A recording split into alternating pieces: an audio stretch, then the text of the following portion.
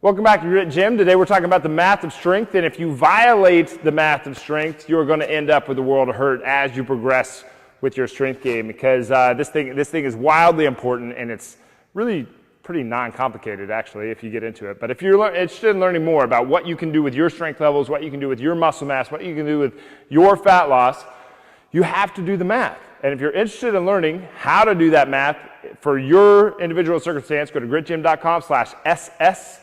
And that stands for strategy session, and we will get you going on, we will sit down and we'll plan out and strategize and build the math around for you, with you, so that you can do it in your own life for your circumstance and your individual body and where you are at this time. But that's gritgym.com/SS. So what are we going over today? Well, to like make this maybe just a little bit more clear, 12 reps, these are going to be repetitions, okay?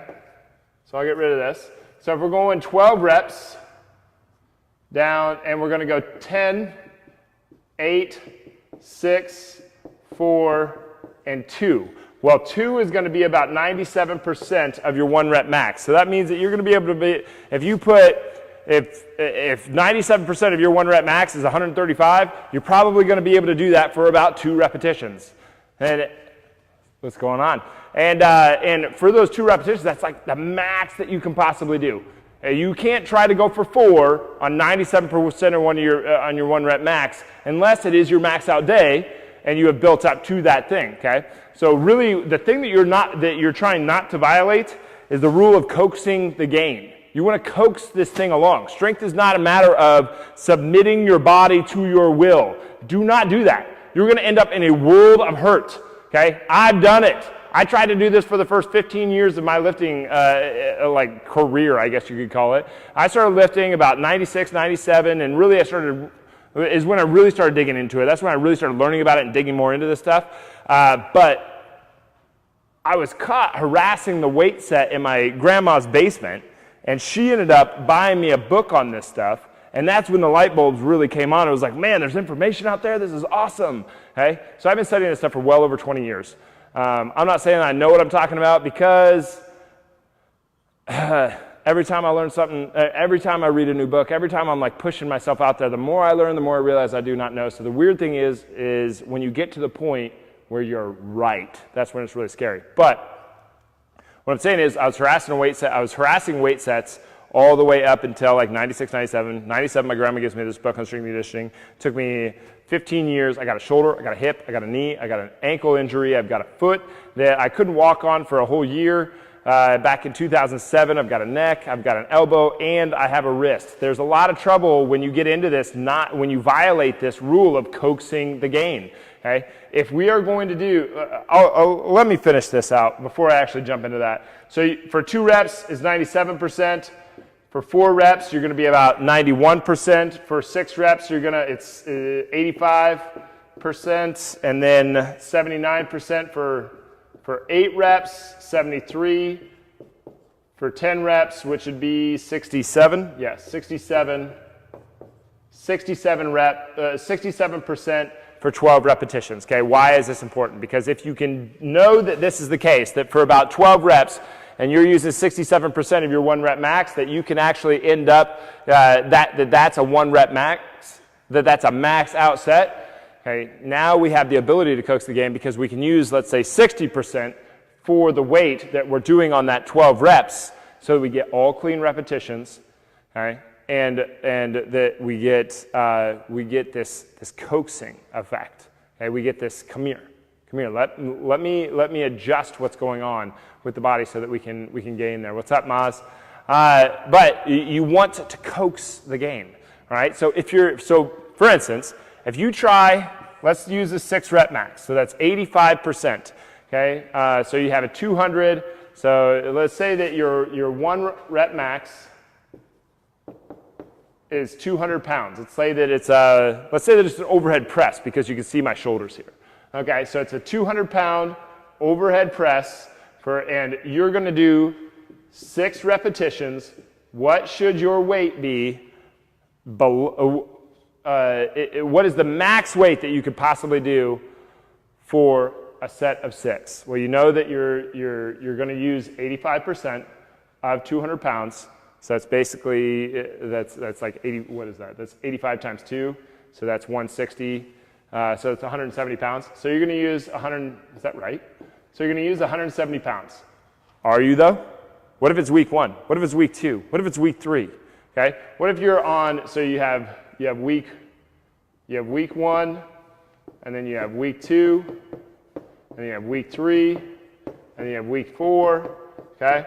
Well, we want to do that same overhead press week 1, week 2, week 3, and week 4. And for most beginners, you're going to want to do 6 reps each week, okay? Because you want to be coaxing that gain along. The body needs time to learn what you're trying to help it do. Okay? It has to learn this. It's not like your body just automatically goes like, oh, okay, well, yeah, I know that you're trying to make me stronger in the future. No, your body only knows the signals that you've given it in the past. It doesn't know where you're trying to go. You have to give it the morsels along the way to lead it to where you want to go. And the problem with the fitness industry is that most people are trying to convince you into this path where you do not want to go. It's a path to injury almost every time.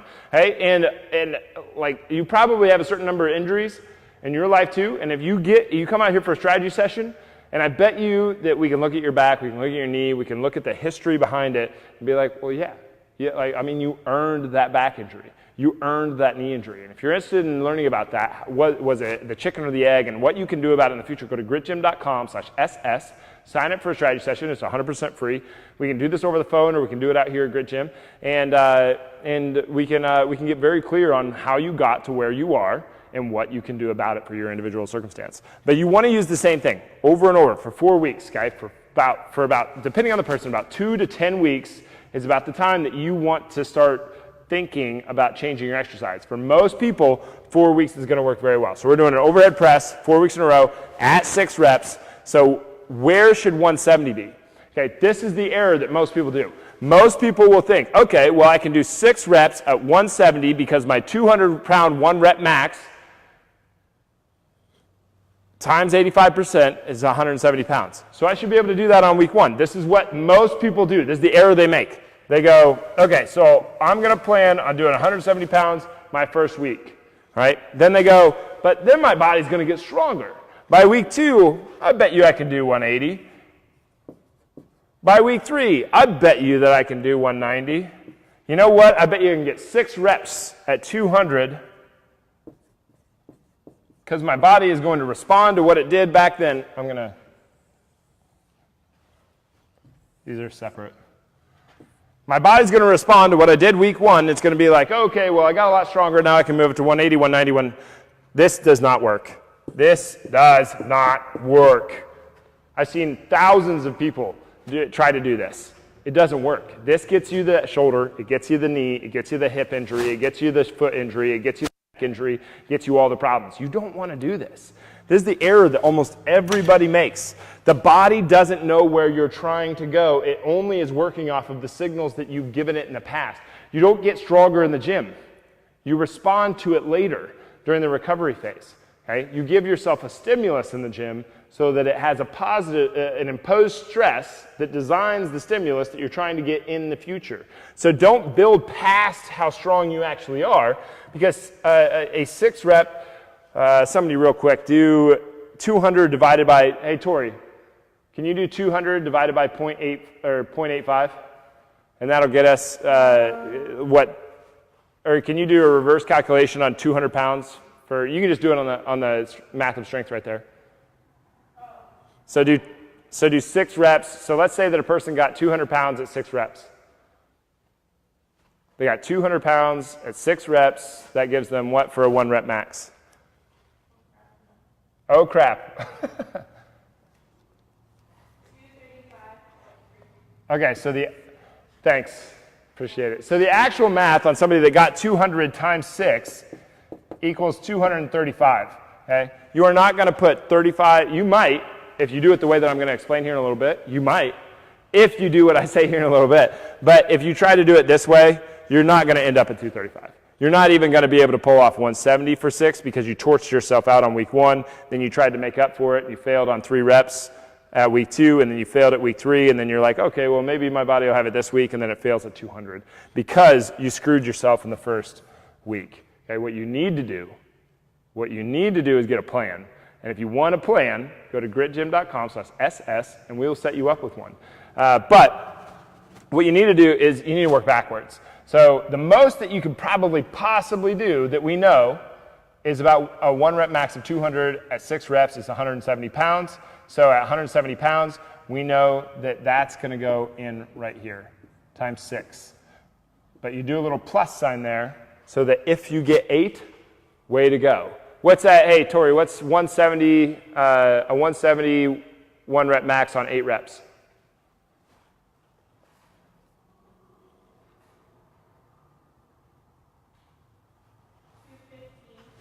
All right, yeah. So thanks, Tori. Times 8 reps equals 215 pounds. If you get 8 reps, you used to be able to get 6. That's a 15-pound 1 rep max. Your 1 rep max just went from 200 to 215. And you didn't get injured. And you coaxed the gain. You did not violate the rule that we're talking about. Okay? I violated this rule countless times in my training history. And it got me a foot, got me a knee, got me a hip, got me a shoulder, got me all these bad things. Okay? When I finally figured this out and started using this and doing the math, stopped being an ignorant little jerk to my body, everything started to improve. Numbers shot up. I felt better throughout the day. I had more energy throughout the day. My relationship, like even like weird things, like my relationships were better. My focus was better. Everything was better. If you do this stuff, if you violate the rule of coaxing the gain, everything gets really, really bad. Okay. Now, so what do we need to do? All right. Well, we need to work backwards for one. This is where we're trying to end up. At the 170 times 6, and we call it a 6 plus, and then if we get 2 extra reps, we got 15 pounds stronger. But how do we get there? Well, we're going to have to go down a little bit. Like we could do out the math further than this, but to keep this very simple, week 3, we're probably going to do 160 times 6 and not go beyond that. Week 2, we might go 155 times 6. Even though you could maybe do 170 times 6, you're only going to go to 155. And then maybe week 1, we only do 145 times 6 because we're coaxing the gain along, okay? You give the body a stimulus, which is an imposed stress designed to do us a favor in the future, okay? We're not trying to get stronger during the lift. We're trying to get stronger while we sleep so that later on we can get all the benefit of what we did today, okay? But you have to be patient, okay? Like you have to do the math. 145 times 6, 155 times 6, like maybe it's 165 times 6. And then the last week is 170 times 6. With this scenario, your body is rested, okay? Your body is ready. Your body has kind of learned to trust you, which is the whole game anyway. That's what coaxing the gain is all about. It's about trust. I'm late. What is this all about? It's about the math of strength. So the math of strength is a concept within coaxing the gain. So coaxing the gain is a matter of not submitting your body to your will. It's a matter of coaxing it to where we want it to go. We want to leave little morsels along the way to get to where we want to go. We don't want to try to submit our body to our will because that just leads to an injury. For instance, if you're doing overhead press, is which the example that we're using here, if you're using overhead press and you're just maxing out every single day, the little micro traumas that you're giving to your body, the body can't recover from that fast enough to actually get us the gain that we want. Whereas if we back down the weight just a little bit and stop trying to submit our body into our will and started listening to our body and knowing when to shut down, then we can plan what we want it to do, and then it gives us all these favors in the future. It's maybe, so like if you had a horse and you wanted that horse to do something, to learn a new trick, and every time that it did the trick, you hit it. Eventually that horse is like, no, I don't want to do that trick. But if you were nice to it and you fed it a carrot and you did all these nice things to it every time that it did the trick, it's more than ready to help you out with that trick. Your body's the same way. The relationship that you build with your body is absolute, and it's an amazing thing when you start doing the math out so that you can be accurate on the numbers that you're using, so you take out the guesswork. And some people like to point out that this is just, that the percentages can't work out. What we do at Grit is we do a plus 10% to your weight any given day. So you come in, you have 3 days of awesome sleep, you've had 2 weeks of really good nutrition, and you're feeling awesome, you're feeling really ready to go. We'll go up by 10%, but we won't go beyond that 10%, okay? Because we want to accommodate and use that day of just like really being ready and feeling good. Now let's say you come in on a day where you really just feel like shit, like you've had, you're hungover, you haven't slept in 3 days, maybe you're a little on the edge of being sick. Well, we'll drop the weight by 30% to accommodate not feeling so good, so the body can still get a stimulus without being beaten to death. So like it works. The point of the math is to be off. Like we know that we're going to be wrong by a little bit, but we're only going to be wrong by about like a tiny little amount.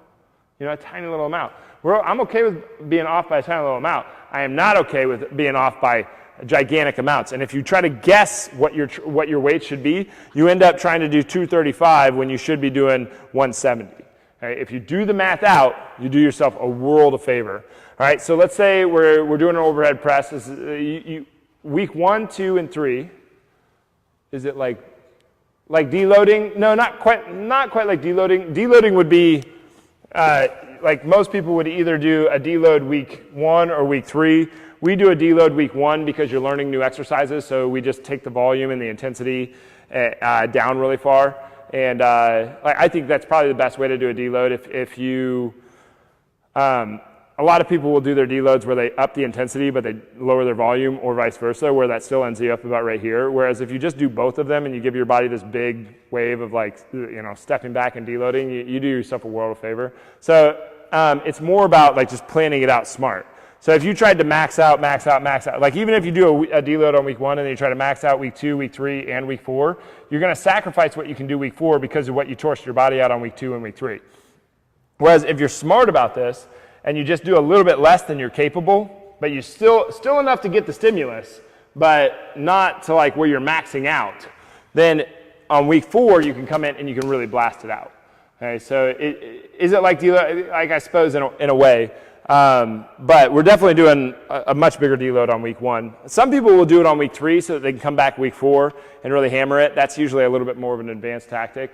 I really like to do it that way, but for general population, we're learning the exercises in week 1, and so we can drop the volume and the intensity by quite a bit just to learn the exercises just because they're new.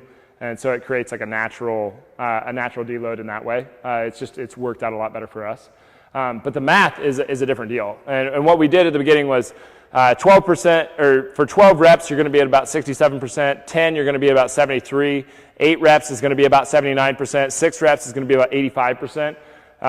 So you would just take, if your 1 rep max is 200, you would take 200 of it times 0.85, and that would give you the amount of weight that you should use for a 6 rep max. And then your 6 rep max is what you're going to try to do week 4, right? But if you use a repetition max model, it's a little bit more safe than a 1 rep max model. And so if you do, let's say you do 170 and you were planning on getting 6, but you're going to push for as many as you can. Let's say you end up getting 8. Well, instead of your 200-pound 1 rep max, now your 1 rep max is now 215. So you had a 15-pound plus, or 15-pound gain on your 1 rep max that you can use to do the math for your next phase, which we're not getting into conversions here, like how you would convert overhead press to like a horizontal bench press, for instance. We're staying away from that. I'll do that at a different time, though, if you're interested. But it's a way to plan out what you would do. So week 4, we were planning on getting a 170 times 6 plus. The plus just means doing as many reps as you possibly can.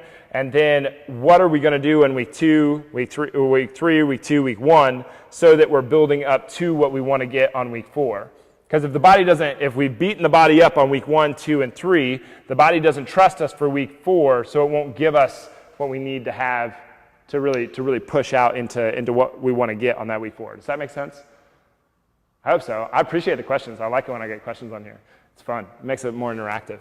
Then we can actually get into communication instead of me just like talking. But we always keep the range. Plus 10, if you're feeling awesome, minus anywhere from plus 10 to minus 30. If you're really feeling terrible, we'll go down 30%. When you get down to 30%, I mean, like like 30% of 200, I mean, you know, or you're lowering it by 30%, then you're getting down to a weight that's like hardly anything.